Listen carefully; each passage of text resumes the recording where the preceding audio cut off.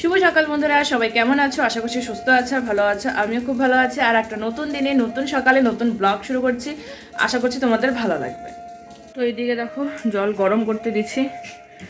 ঘুম থেকে উঠে দেখি 2 ফ্লাক্সের মধ্যে 1 ফ্লাক্সও জল নেই, তার জন্য জল গরম করতে দিয়েছি, তারপরে জল খাওয়া হবে। তো আজ আরও একটা সুন্দর ভিডিও নিয়ে তোমাদের সামনে চলে আসলাম।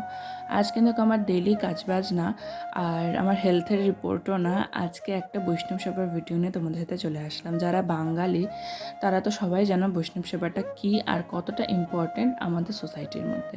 তো আজ আমরা যাব আমার দিদা বাড়িতে বৈষ্ণব সেবাতে, ওখানে গুরুদেব আসবে তার জন্য। তো তার আগে ওদের বাড়িতে যাওয়ার আগে আমাদের বাড়িতে টুকটাক কাজকর্ম সকালের কিছু, ওটা তোমাদের সাথে একটু শেয়ার করে দিলাম।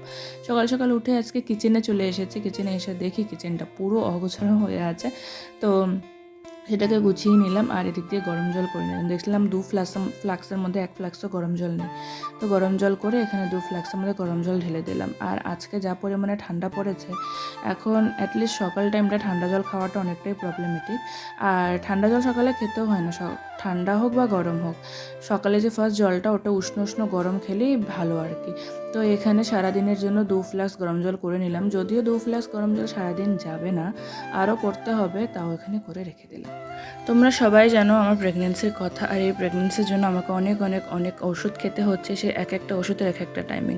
তো ঘুম থেকে ওঠার পরে সবার আগে যে ওষুধটা আমাকে খেতে হয় সেটা হলো থাইরয়েডের ওষুধ। তারপর ব্রেকফাস্ট করার পরে আরও 2টো ওষুধ, লাঞ্চ করার পর একটা ওষুধ, ডিনারের পরে আরও 2টো ওষুধ, মানে এতগুলো ওষুধ আছে।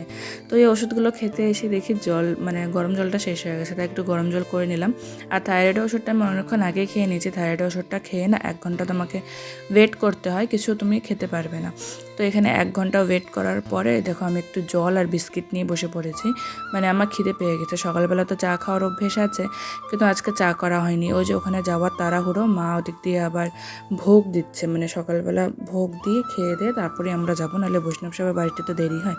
তো এখানে বসে বসে আমি জল আর বিস্কিট খাচ্ছি। তো দেখো আমি মাত্র স্নান করে আসলাম, আর হচ্ছে কুর্তিটা পরে নিলাম। ও তোমাদেরকে বলাই হয়নি, আজ হলো আমার দোদো বাড়িতে গুরুদেব আসছে। তো ওখানে আমরা যাব। তো এখন বাজে 12টা, 12:30 দিকে হয়তো পৌঁছে দেবো। এদিক দিয়ে মারও পূজা শেষ, আর খালি আমরাই যাবো না, আমাদের সাথে আমাদের 2 গোপালও যাবে। তো চলো তোমাদের একবার দেখাই আমাদের সকালে খাওয়ারে আজকে কি কি আছে। তো এদিকে দেখো মা বানিয়েছে ঝুনা খিচুড়ি আর বেগুন ভাজা। দুপুরে তো ওখানে রান্না হবে, দুপুরে ওখানে খাওয়া হবে। এটা হচ্ছে সকালের প্রসাদ। তো এটা আমরা এখন খেয়ে দিয়ে চলে যাবো। তো এদিকে আমাদের 2 গোপালও রেডি একদম যাওয়ার জন্য। দুজনেই রেডি হয়ে গেছে, এবার আমরাও বেরিয়ে পড়বো। রেডি, দেখি গোপালদেরকেও নিয়ে নিলাম, মাও রেডি। তো চলো এখন যাওয়া যাক। চলো পৌঁছে গেলাম এখন আমি আমার দোদো বাড়িতে। এখানে মানে আমি না সেরকম একটা ব্লগ করিনি, টুকটাক যতটুকু পেরেছি করেছি। এখানে দেখো বাইরে চলছে কীর্তন, আর এদিক দিয়ে আমার মানি ভাজছে পুরি। মানে ওখানে অনেকজনই ছিল কাজ করার জন্য, সবাই মিলে ঝুলে কাজ করছিল। একটা ঠাম্মা পুরি বেলে দিচ্ছিলো, আর মানি ওদিক দিয়ে পুরিগুলো ভাজছিল। আর ইনি হলেন আমার দিদা, মানে আমি দোদো ডাকি আমার দিদা। তো আমাকে না ফোঁটা দিয়ে দিচ্ছে, এরকম 5টা করে ফোঁটা দিয়ে দেয়। তারপর আমি প্রণাম করে নিলাম। অনেকদিন পর দোদোর সাথে দেখা হলো, আর আমি অনেকদিন পর দোদো বাড়িতে গেলাম, তাই দেখো আমার দোদো আমাকে কতটা আদর করছে।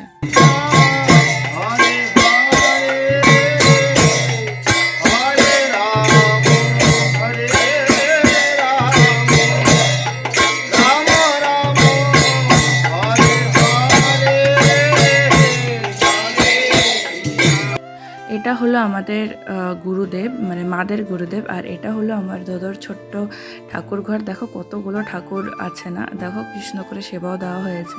আর এখানে কীর্তন শেষ হওয়ার পরে গুরুদেব সবাইকে চন্দ্রামৃত্যু দিচ্ছিল, সবাই একজন একজন করে চন্দ্রামৃত্যু দিচ্ছিল।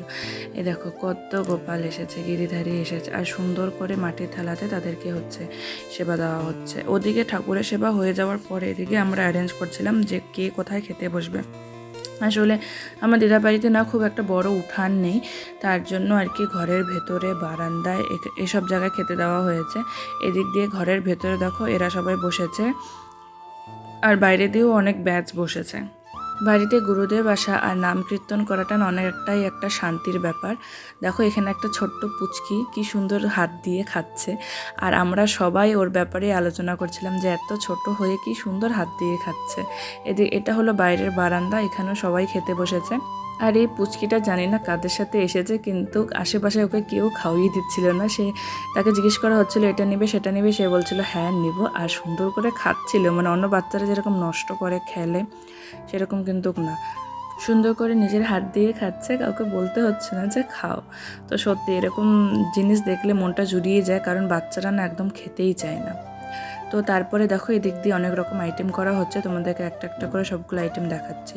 প্রথমে ছিল রসা, পিঠে, কচু শাক, পায়েস, তারপর ওদিকে আছে ডাল, আর ওদিকে আছে দেখো এটা যে দিদাটা নিচ্ছে এটা হলো ঘ্যাট। এই ঘ্যাটটা না দারুণ হয়েছিল, রান্না সবকটাই খুব দারুণ হয়েছে, কিন্তু সবথেকে বেশি ভালো লেগেছে আমার এই ঘ্যাটটা। আমি যে ঘ্যাটটা কতবার খেয়েছি, এটা হচ্ছে 5 মিশালি সবজির ঘ্যাট।